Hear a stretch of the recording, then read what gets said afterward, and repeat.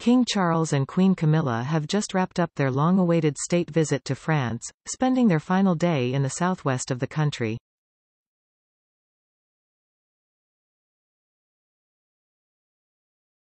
While in Bordeaux, a region with deep historical ties to Britain, the couple toured a Royal Navy frigate, met local business owners and learned about the devastating impact of last year's wildfires.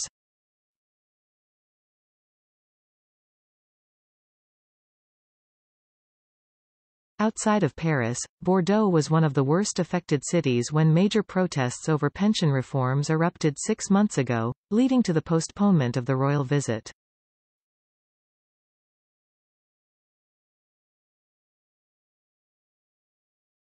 Charles and Camilla instead flew to Germany for the first overseas trip of his reign.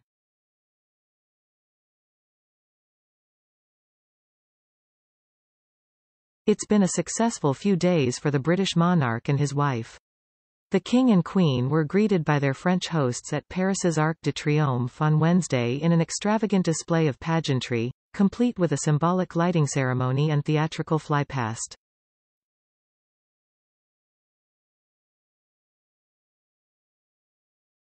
The King and President Emmanuel Macron appeared at ease with each other. Their body language was comfortable and tactile, with signs of a genuinely warm friendship.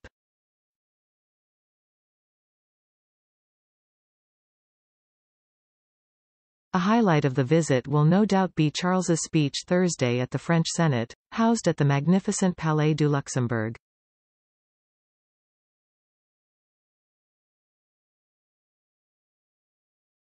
To make an address from the floor of the upper house of the French Parliament is a rare honor afforded to few heads of state, but it was a crowd-pleaser.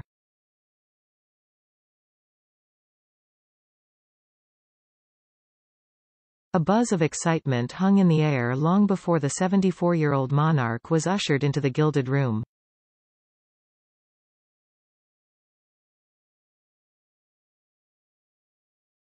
And despite the address coming during a parliamentary recess, delighted lawmakers returned a week early to fill the chamber.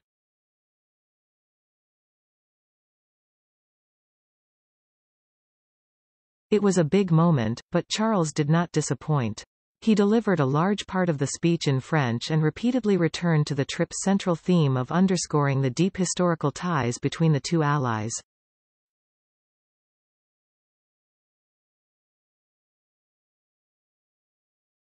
After all, Charles is here at the request of the UK government, and while it would have had final approval over the messaging, the monarch's fingerprints on the speech were plain.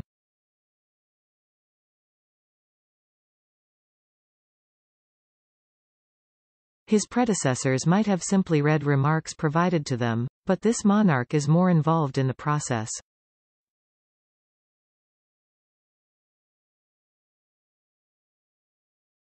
The king cracked a few jokes, though not as many as when he spoke at Berlin's Bundestag in March, and deployed his strongest language while reiterating his resolute solidarity with the Ukrainian people against Russia's unprovoked aggression, and highlighting the existential challenge of the climate crisis.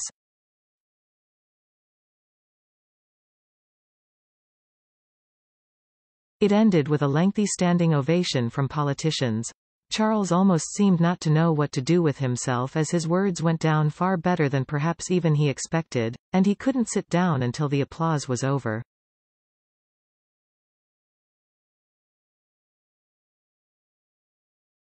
Another element that looks likely to become a staple of state visits from King Charles is the focus on green issues.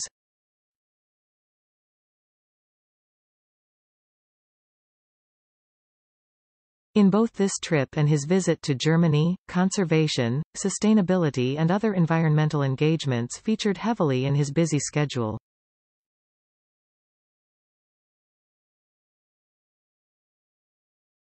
While royal trips are routinely tailored to the individual, some may have thought that would end for Charles when he became sovereign.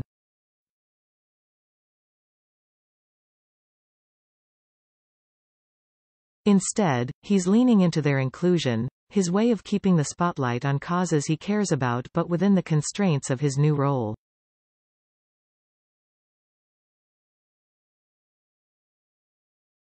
The king faced criticism from some quarters Friday for flying between Paris and Bordeaux, as some short-haul flights are prohibited in France in a bid to reduce greenhouse gas emissions.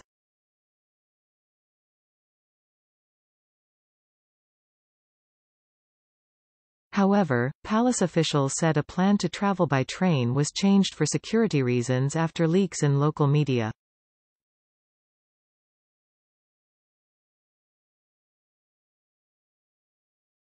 Throughout the trip, French news broadcasters went into daily special programming, with their commentators dissecting every move in their hours-long coverage.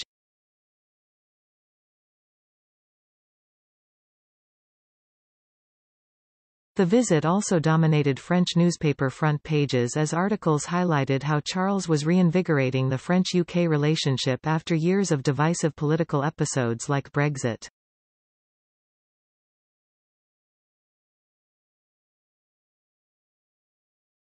After Charles's inaugural state visit to France was interrupted at the 11th hour back in March, the palace as well as the governments on both sides of the Channel will be satisfied by how the royal tour has played out this time round.